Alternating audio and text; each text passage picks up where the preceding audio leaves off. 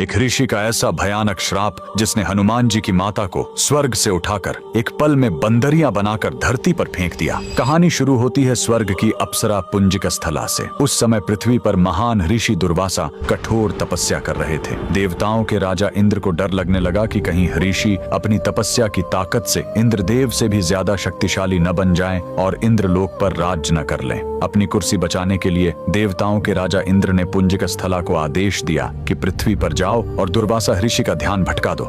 इंद्र के आदेश पर वह ऋषि के आश्रम गई और उनकी तपस्या में बाधा डालने लगी।